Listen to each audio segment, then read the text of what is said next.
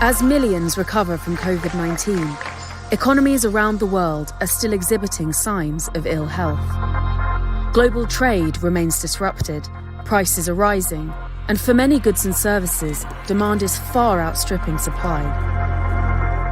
So what should governments do to help aid economic recovery? And after COVID-19, how can economic reform help to change the world for the better?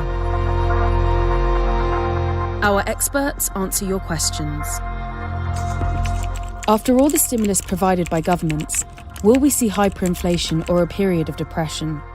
So I would say that neither of those are very likely possibilities. Well, certainly hyperinflation is extremely unlikely. That would require the sort of collapse of governments. And there's no reason to think that the stimulus we've had during the pandemic is going to lead to that sort of failed state situation, which is necessary to bring about hyperinflation. What's more possible is a period of high inflation. We're already seeing that with inflation over central banks' targets, especially in the US, increasingly in the UK, and a little bit in the Eurozone. There are economic theorists out there who say that you need a little bit of inflation after a sort of one-time burst of stimulus like we've had. And that may yet prove to be correct as one of the most important questions for the world economy, whether the inflation we're seeing is likely to be persistent. I don't think we're going to see a period of depression unless the virus takes a real turn for the worse in a way that requires many more restrictions or consumers to stay at home again. Perhaps the highest risk of a prolonged slowdown could be in China. It may not be as serious as a depression, but there are various shocks hitting the economy at the same time right now. The Delta variant means that parts of the country have had to go into lockdown. You've seen power cuts in part of the country because of high prices of coal and provinces rushing to meet strict national carbon emissions targets. And then the government itself is trying to curb huge amounts of debt in the property sector. We're starting to see the housing market slow. And you could imagine all of that creating a bit of a perfect storm and growth in China coming off quite significantly from the high rates of the past. Why is there a shortage of workers and what can be done? I think that in 2022, we're really going to find out what is going on in the labour market. People have talked about workers needing to stay home to look after their kids. People have talked about unemployment benefits keeping workers out of the labour market. People have talked about people being worried to go back and work in proximity to the public during a pandemic, or even in packed warehouses and the like. Gradually, all these factors should start to recede. The really interesting question is, has there been a shock to how people look at life and look at their priorities and look at the world of work as a result of the pandemic? Clearly, working from home has changed a lot for people in their day-to-day lives. But I don't think we should rule out the potential that workers are just looking at their things like their work-life balance very differently and thinking about the necessity of work differently. And if there's been a sort of change in people's preferences during the pandemic, then that could also create shortages in the labour market too. Once we know what's causing those labour shortages, once we have a better idea of what's causing those labour shortages, we might have a better idea of how to go about resolving them, or governments might have a better idea of how to go about resolving them. To some extent, wages should start to rise and lure people back into the labour market or into the industries where demand is growing really quickly. But governments might need to start thinking about retraining or linking benefit payments to returning to work. How are disrupted supply chains affecting the global economy, and what can governments do? What's happened is there's been this big surge in demand for goods caused by stimulus and caused by people not going out as much as they were. And so goods expenditure is much higher globally than it is normally, especially coming out of America.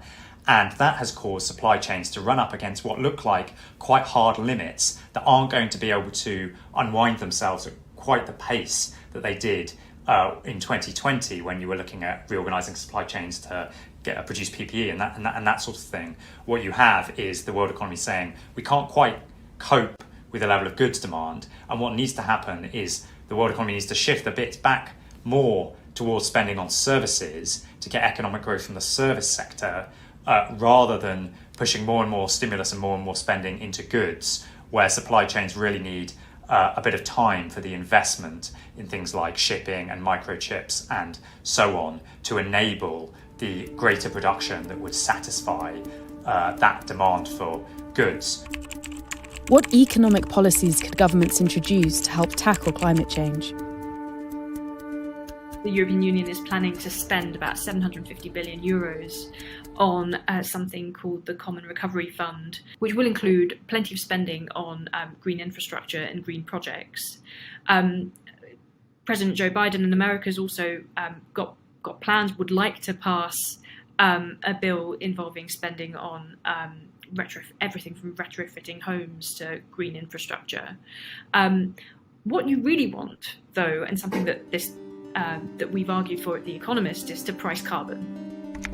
Why has economic recovery from the pandemic been so uneven around the world? There are probably three reasons why the recovery from the pandemic has been so uneven. One is that the virus hit various countries at different times. So the Delta variant of the coronavirus, for example, started out in India, made its way to Britain and Europe and America, and is now working its way through Southeast Asia. So those countries went into lockdown and imposed various restrictions on activity at different points in time. We've also seen different rates of vaccination, and richer countries have tended to have higher rates of vaccination, and that's enabled them to stay open much longer. And the final reason why recovery from the pandemic has been uneven is because of the extent of stimulus that we've seen enacted in a lot of these places. So in America, for example, we saw huge amounts of stimulus being unleashed quite early on, and that meant that people had means to carry on spending even when they were stuck at home. How is vaccine rollout around the world impacting the economy? So the level of vaccination determines the extent to which the economy is exposed to the virus. Vaccinations have been way higher in the rich world overall, and so that's enabled the rich world to break that link between the spread of the virus and hospitalizations, whereas the emerging world isn't in the position to do that. That said, people were very worried about the spread of the Delta variant in emerging markets and the ability of it to disrupt production. But what we've seen more recently is the Delta wave in emerging markets start to come off a bit despite the overall lack of vaccination. The other thing I'd say is that even within rich countries, you have that division. A lot of the American public are still not vaccinated, and that's clearly interfering with America's economy, in that the spread of Delta has reduced, or seems to have reduced, consumer confidence somewhat. Is the gap between rich and poor becoming wider, and how should this be addressed?